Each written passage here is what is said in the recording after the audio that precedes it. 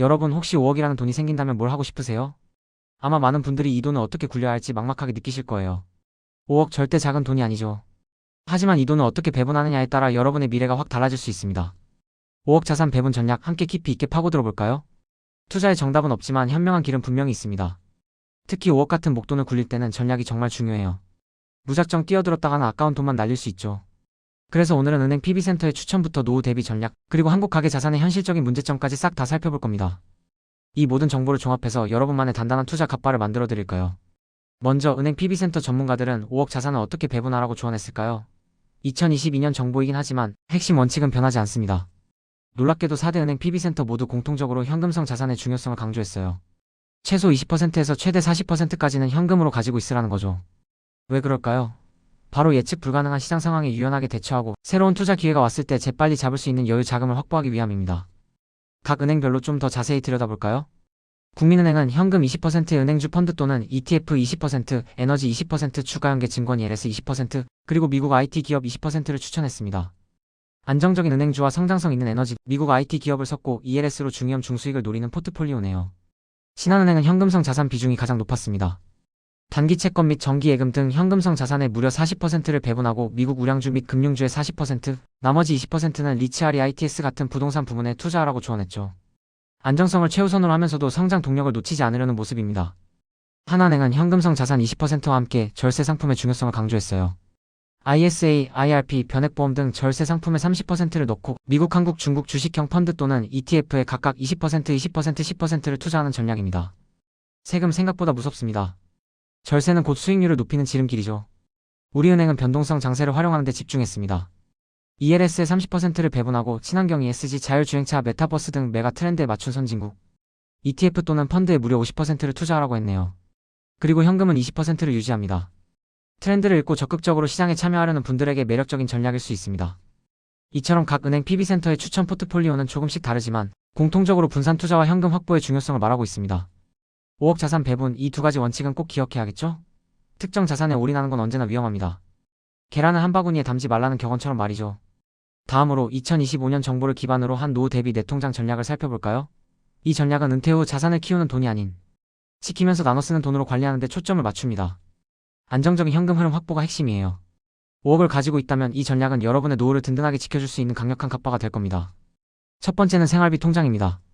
전체 자산의 40% 정도를 배분해서 국공채나 채권형 상품 같은 안전 자산에 투자합니다. 일부는 달러 채권이나 MMF로 환율 방어까지 고려하는 섬세함. 여러분의 기본적인 생활을 책임지는 안전망 같은 역할을 합니다. 두 번째는 배당 임대소득 통장입니다. 이건 마치 월세 통장처럼 꾸준한 수익을 확보하는 게 목표예요. 생활비 통장보다는 조금 더 높은 수익률을 추구하면서 안정적인 현금 흐름을 만들어냅니다. 매달 따박따박 들어오는 돈 상상만 해도 든든하죠? 세 번째는 미래 대비 통장입니다. 장기적인 관점에서 자산을 증식시키는 통장이에요. 성장 가능성이 높은 자산에 투자해서 우리의 5억을 10억, 20억으로 불려나가는 씨앗을 심는 곳입니다. 젊을수록 이 통장의 비중을 좀 더 높여도 좋겠죠. 마지막으로 비상금 통장입니다. 예기치 않은 상황에 대비하기 위한 통장인데 CMA 계좌를 활용하는 게 좋아요. 언제든 돈을 뺄 수 있으면서도 소액의 이자를 받을 수 있으니까요. 인생은 알 수 없는 일들의 연속이잖아요. 갑자기 목돈이 필요할 때 이 비상금 통장이 여러분의 멘탈을 지켜줄 겁니다. 이 내통장 전략은 자산을 목적에 맞게 분리해서 관리함으로써 심리적인 안정감은 물론 효율적인 자산 배분을 가능하게 해줍니다. 여러분의 5억 자산 배분 전략에 이 아이디어를 녹여보는 건 어떨까요? 그런데 한국 가계의 자산 현황을 보면 한 가지 아쉬운 점이 있습니다. 2025년 기준 한국 가구의 평균 자산은 약 5억 3천만 원으로 우리 오늘의 주제인 5억과 비슷한 수준입니다. 하지만 문제는 부동산 같은 실물 자산 비중이 무려 76%로 너무 높다는 거예요.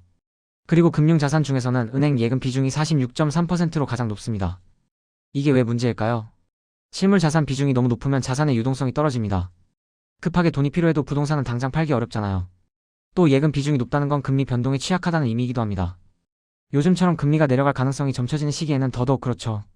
그래서 전문가들은 금리 인하 가능성을 고려해서 예금 외에도 다양한 투자 자산으로 포트폴리오를 다변화해야 한다고 조언합니다. 5억 자산을 가지고 있다면 단순히 예금에만 넣어두는 것은 오히려 손해일 수 있다는 점 꼭 기억해야 합니다. 그렇다면 어떤 추가 투자 전략을 고려해 볼 수 있을까요?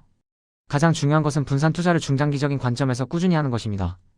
국내 주식시장에서는 배당주나 성장주 투자가 유망하다고 볼 수 있습니다. 금리 인하가 시작되면 기업들의 자금 조달 비용이 줄어들고 이는 곧 기업의 밸류에이션 개선으로 이어질 수 있기 때문이죠. 해외 주식, 특히 미국 주식도 여전히 매력적입니다. AI 발전과 미국의 견고한 경제 상황을 고려하면 성장의 기회가 많습니다. 다만 이미 주가가 높은 수준이고 지정학적 리스크도 있으니 분할 매수 전략을 통해 위험을 분산하는 것이 현명합니다. 한 번에 다 사지 말고 여러 번에 나눠서 사는 거죠. 자, 지금까지 5억 자산 배분 전략에 대한 다양한 이야기를 나눠봤습니다. 은행 PB센터의 조언부터 노후 대비 전략, 그리고 가계 자산의 현실적인 문제점과 추가 투자 전략까지 여러분의 5억 자산을 더 현명하게, 더 단단하게 만들 수 있는 방법들을 살펴봤는데요. 결국 이 모든 전략의 핵심은 나만의 그릇을 키우고 흔들리지 않는 멘탈을 만드는 데 있습니다. 투자의 세계는 늘 변동성이 크고 예측 불가능한 일들로 가득합니다. 하지만 우리가 충분한 지식을 갖추고 자신만의 확고한 원칙을 세운다면 어떤 어려움이 닥쳐도 이겨낼 수 있을 거예요. 기억하세요. 5억이라는 돈은 단순한 숫자가 아닙니다. 여러분의 노력과 시간이 담긴 소중한 자산입니다. 이 자산을 어떻게 배분하고 관리하느냐에 따라 여러분의 미래가 완전히 달라질 수 있습니다. 조급해하지 말고 꾸준히 공부하고 자신만의 투자 루틴을 만들어 나가세요. 그리고 혹시라도 투자가 어렵게 느껴질 때는 오늘 제가 말씀드린 5억 자산 배분 전략들을 다시 한번 되새겨보세요. 분명 여러분에게 든든한 나침반이 되어줄 겁니다. 마지막으로 강조하고 싶은 건 바로 끝까지 살아남는 것입니다.